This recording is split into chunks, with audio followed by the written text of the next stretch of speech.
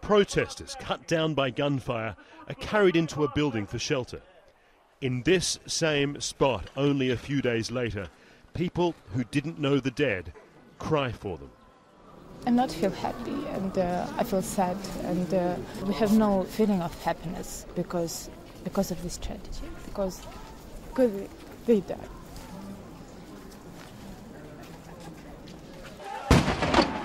Independence Square was where some Ukrainians risked all to defy their government. It has quickly become a sacred site, honouring those who didn't live through the struggle to see their goal realised. They succeeded in driving their despised president Viktor Yanukovych from power. But the thousands visiting here aren't thinking of him or the revolutionary's triumph. It's not why they shuffle through slowly. Take photos, stop to reflect, lay flowers, pray and weep. It's all for the people in the photos. For them, this woman tells a young boy to bow. This square won't be cleared out quickly. Some are reluctant to leave, to climb down from the barricades, or give up the tools of revolution. This man says he's here to direct traffic, and apparently he needs a helmet, shield, and metal rod to do it. Others patrol and march in formation like a military unit. They're not leaving because Ukraine has been here before. After the 2004 Orange Revolution in this same square, the country was supposed to achieve its democratic dream. It didn't happen. Now I'm glad that the Ukrainian people do not go home. Now the thing is now not to repeat those mistakes which were made before. This revolution is unfinished. While Parliament is busy setting up an interim government and preparing for presidential elections, people will stay here, singing the national anthem and watching events to ensure their efforts and sacrifices are not squandered again. Phil Black, CNN, Kyiv. Yo, what's up world? It's your boy Filoshko here, aka Philco, and today I'm with Oksana. Oksana! Now, me and Oksana have known each other on Vkontakte for a year? More. Like, damn, yes, more. For a while on Vkontakte. How we met was, on Vkontakte was, what I think was she was looking at my videos. Yes. And then I saw her pictures. And I remember when I first saw her pictures, I looked at them like all day. Like I kept all day, liking, commenting all day. Because this girl right here, honestly to me, one of the best models I've ever seen. She can look scary, she can look sexy, she can look cute, she can look boyish, she can look all these things whenever she wants. Maybe I'll include a slideshow of your photos for them, but she can look any way she wants. And it's unbelievable. I've never seen a girl play so many roles in photos before. Tell them a little about yourself. Well, I live in Kyiv, Ukraine. I study at the photo video design, and I play ukulele, piano and kalimba and sing songs. Yes, she became pretty popular lately playing with her ukulele and all that stuff. She has some videos on YouTube. She had 3 shows out here in Moscow, and right now she's living near the Red Square. You know, I'm very proud of you, by the way. Nice. She's 22 years old. She looks so little sometimes. Like she got off the train, metro today, wearing a YMCB hat. It was adorable. I was like, all right, who else? That's Oksana. That's Oxy. No one else would probably wear that hat, I think.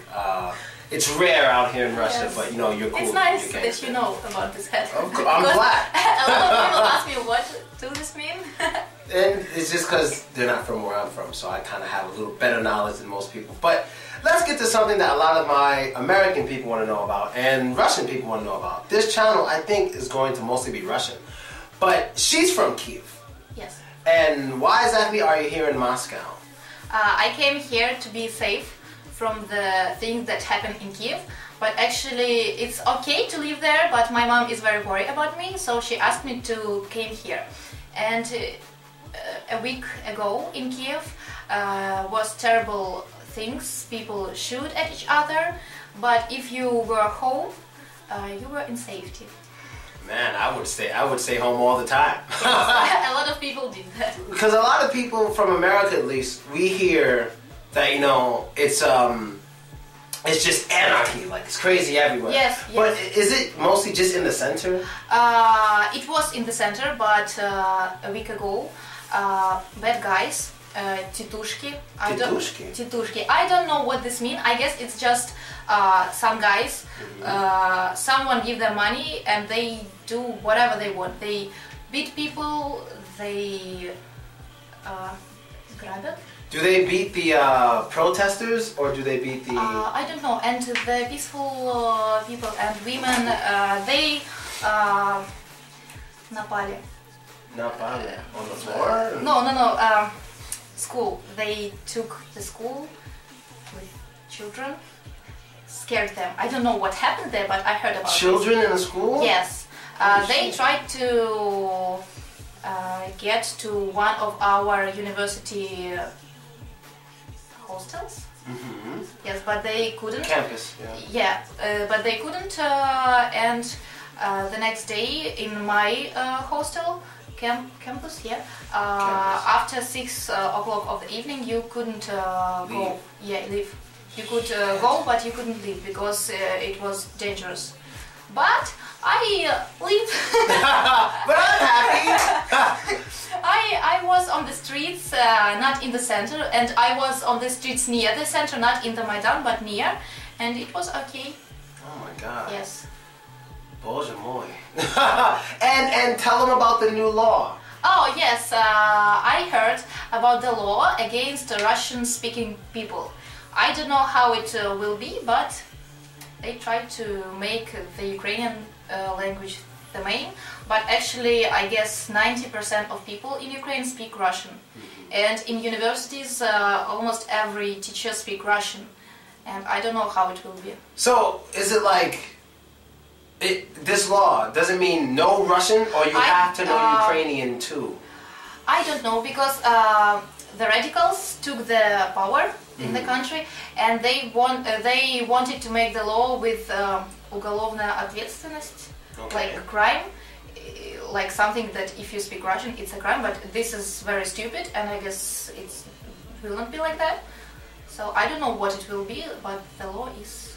So these people in power, they want to separate themselves from Russia, basically. Yeah, I guess. And it can lead to the war between Ukrainian people who speak Russia and who speak Ukrainian. And everything is going to this. And here in Russia, in all the news, they're talking about that it will be war soon, maybe. I don't know. Oh, I don't know how many of you out there know this, but Ukraine has always been my favorite country in the world. I don't know if you guys know this. I know she knows that. Yeah. But like when I first started my career, you know, I always wanted, my dream was to one day go to Ukraine. So this kind of hurts me. I mean, I know I'm not Ukrainian. I don't even speak Ukrainian. But like Ukrainian people, they're the ones who started me doing all these videos and all this stuff.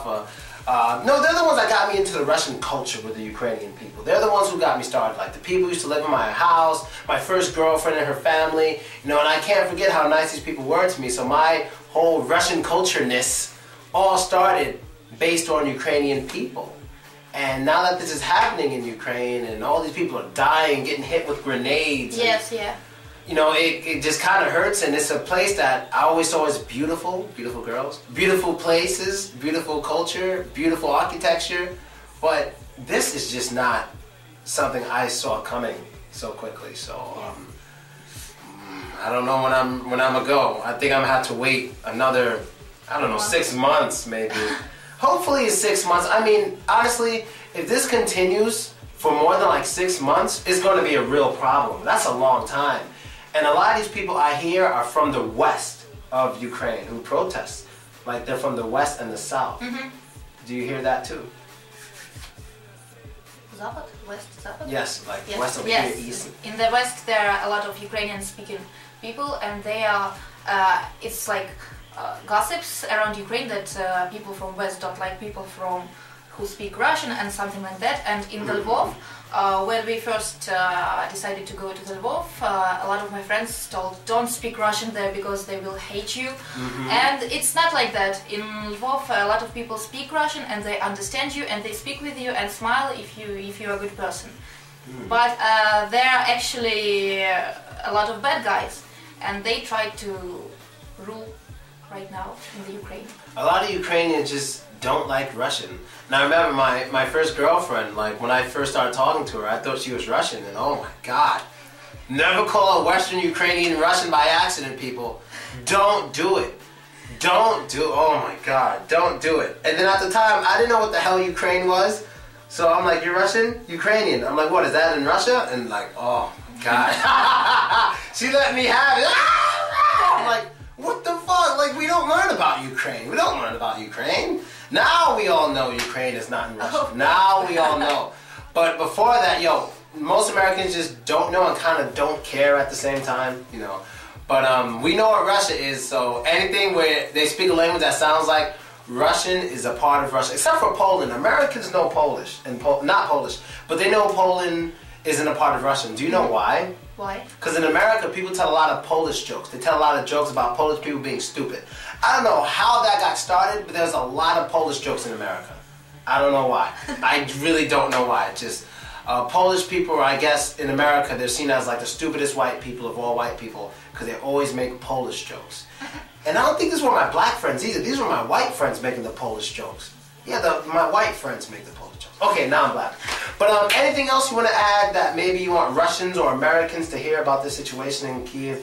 Maybe an opinion you have? Do you support the protesters? Do you not support the protesters? No, I don't support anyone.